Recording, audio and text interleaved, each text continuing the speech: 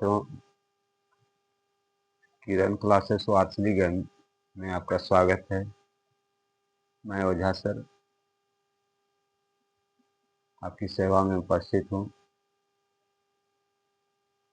पिछले वीडियो में मैं Bihar BPSC Bihar public service commission AEDO के एग्ज़ाम के बारे में कुछ सिलेबस और विशेष बातों के बारे में मैं बातों की जिक्र मैं किया था पिछले वीडियो में।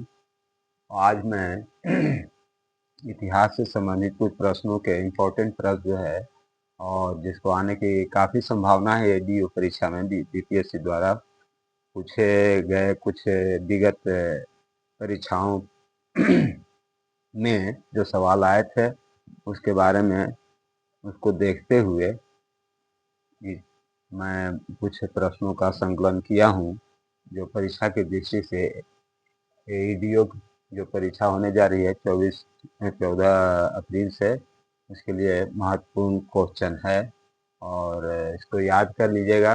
जाते समय देख लीजिएगा एक नज़र एट ए ग्लांस। तो ये जो प्रश्न है वो मॉडर्न हिस्ट्री से है। मॉडर्न हिस्ट्री से आपको 14-15 सवाल आने की संभावना है, जैसा कि बीपीएससी पूछता है मॉडर्न हिस्ट्री से सवाल। बहुत से सवाल जो है वो परीक्षा से रिलेटेड है और कई बार पिछली कई परीक्षाओं में पूछे गए सवाल हैं, उसी का संकलन है और इसको आप ध्यान से देखिए और सुनिए, समझिए। तो मॉडर्न हिस्ट्री 1857 से लेकर के 1947 तक की जो घटना है उस 10 से 12 क्वेश्चन रहने की संभावना है। विज्ञान में ज़्यादा क्वेश्चन, एक बात और मैं बता दूं, विज्ञान में ज़्यादा क्वेश्चन जो रहेगा वो आपको बायोलॉजी और फिजिक्स, जीव विज्ञान और भौतिक विज्ञान से ज़्यादा प्रश्न हैं। विज्ञान की बात नहीं कर रहा हूँ। इससे लगभग 12 से 15 क्वेश्चन रहेंगे। केमिस्ट्री से क्वेश्चन कम पूछा जाएगा, इस बात को आप ध्यान में रखिएगा। और समय बहुत कम है, समय को महत्व को या समय की कीमत को देखते हुए तैयारी करनी है और घबराना बिल्कुल नहीं है। जो भी है उसको आप आत्मसात करिए और धीरे धीरे आगे बढ़िए, क्योंकि कहावत है कि slow and study wins the race. धीरे चलने वाला ही रेस जीतता है। इसलिए ज़्यादा टाइम का तो वैल्यू है ही है। टाइम इज गोल्ड कहा गया है। समय का सदुपयोग करना है इस समय, और समय का ज़्यादा से ज़्यादा सदुपयोग करना है परीक्षा के दृष्टिकोण से। तो भोर में उठ करके पढ़िए। 4 बजे से लेकर के 6 बजे तक का समय होता है, वो काफ़ी महत्वपूर्ण समय होता है ब्रह्म मुहूर्त में। उस समय पर ज़्यादा उपयोग उसका करिए और हम आशा करते हैं कि ज़रूर आपकी सफलता मिलेगी। तो आइए मॉडर्न हिस्ट्री में कह रहे हैं कुछ लगभग 20 सवाल हम सेट किए हैं जो परीक्षा की दृष्टि से बिहार पब्लिक सर्विस कमीशन एईडीओ की एग्ज़ाम 2026 जो होने जा रही है उसके दृष्टिकोण से महत्वपूर्ण है। ध्यान दे दीजिएगा, याद कर लीजिएगा या सुन लीजिएगा, देख लीजिएगा जाते वक्त, या अभी से देख लीजिए या नोट कर लीजिए। मॉडर्न हिस्ट्री से सवाल है कि पहला ब्रिटिश विरोधी संघर्ष किसने शुरू किया था? अंग्रेज को भगाने के लिए पहली लड़ाई कौन शुरू किया? सवाल ये है। तो सन्यासी विद्रोह हुआ था, वही उसका शुरुआत माना जाता है। सन्यासी विद्रोह बंगाल में। अब आता है कि सन्यासी विद्रोह कहाँ हुआ था? तो बिहार में भी हुआ था और बंगाल में भी हुआ था। कब हुआ था? 1760 से लेकर 1800 ईस्वी तक चला। मैंने लगभग 40 वर्ष तक सन्यासी विद्रोह चला, जो अंग्रेजों के विरुद्ध पहली स्वतंत्रता की लड़ाई थी। 1760 से में शुरू हुआ था सन्यासी विद्रोह और 1800 ईस्वी तक चला। इस बात का जिक्र आनंद मठ में मिलता है। आनंद मठ बंकिम चंद्र चटर्जी का लिखा हुआ एक प्रमुख बंगला भाषा में एक कृति है, आनंद मठ, और उसी में इस बात का जिक्र किया है। सन्यासी विद्रोह के बारे में लिखे हैं बंकिम चंद्र चटर्जी, जिसके रचयिता हैं आनंद मठ।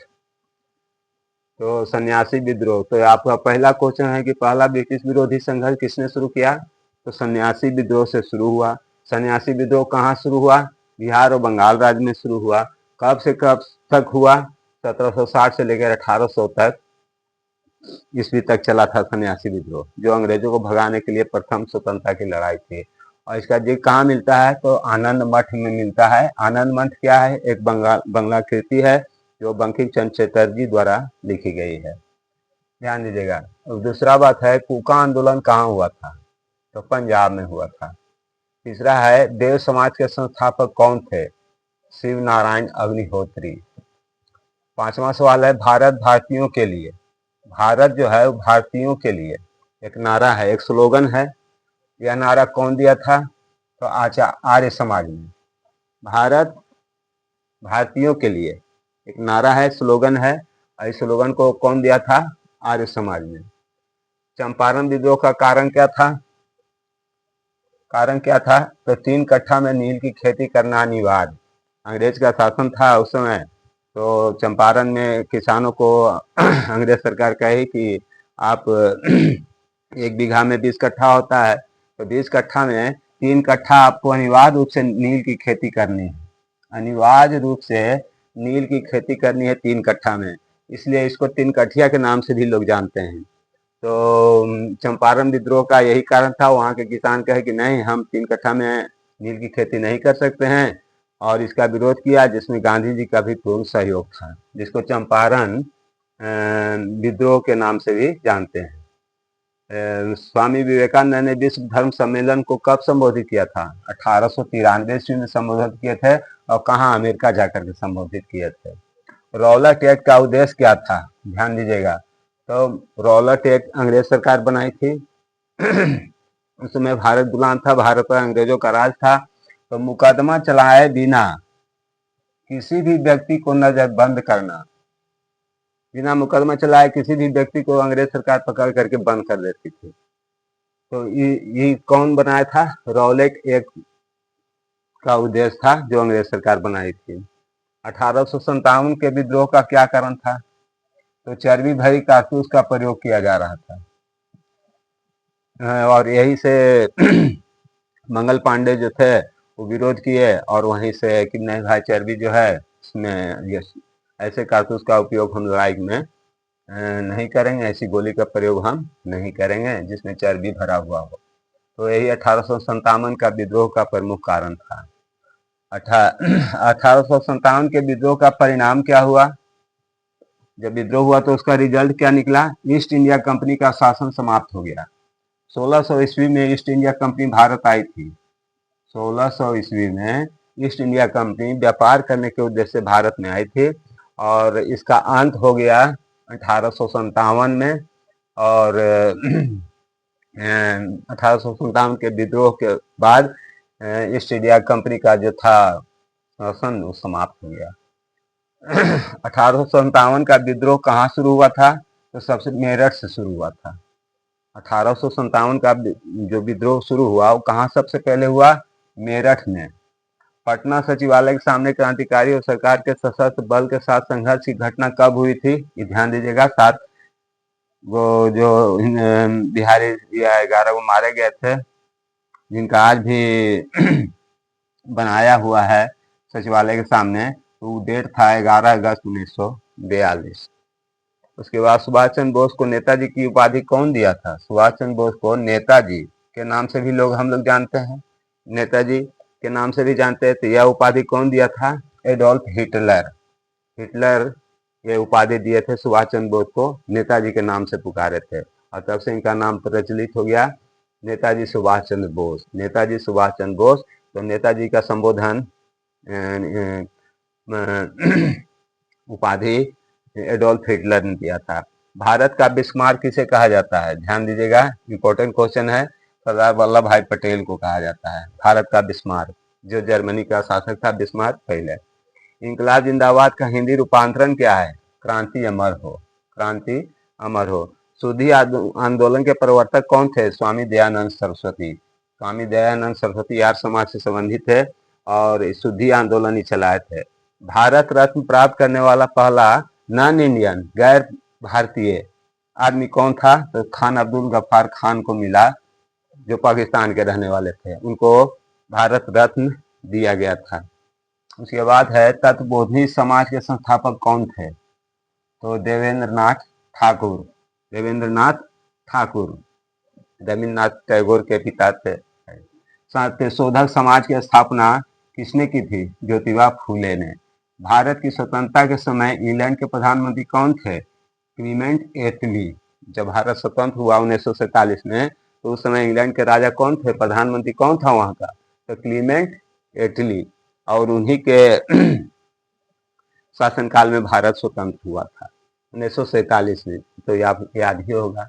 इसके अलावा मॉडर्न हिस्ट्री में आपको 1885 से लेकर 1947 जो 47 तक जो महत्वपूर्ण घटनाएं घटी, ये 10, 12, 14 गो है, इसको आपको देख लेना है और इससे संबंधित प्रश्न आएगा। जैसा कि पहले ही हम कहे हैं कि 10 से 12 क्वेश्चन रहने की संभावना है आपको मॉडर्न हिस्ट्री से। तो मॉडर्न हिस्ट्री में कांग्रेस का गठन देखना है, बंगाल का विभाजन, इससे भी प्रश्न रह सकता है, होम रूल लीग, इससे भी प्रश्न रह सकता है, रॉलेट एक्ट, इससे भी प्रश्न रह सकता है। रॉलेट एक्ट के बारे में तो हम बता चुके हैं कि इसका उद्देश्य क्या था। तो अंग्रेज सरकार रॉलेट एक्ट बनाई थी, और जो किसी भी आदमी, किसी भी भारतीय को बिना बताए हुए पकड़ करके नजरबंद कर देना, यही रॉलेट एक्ट था। तो रॉलेट एक्ट से संबंधित प्रश्न आएगा आपको। जालियांवाला बाग से भी प्रश्न रहेगा, असहयोग आंदोलन से भी प्रश्न रहेगा, गांधी इरविन समझौता, खिलाफत आंदोलन, गदर पार्टी की स्थापना, स्वराज पार्टी की स्थापना, पूना समझौता, क्रिप्स मिशन, भारत छोड़ो आंदोलन और शिमला समझौता।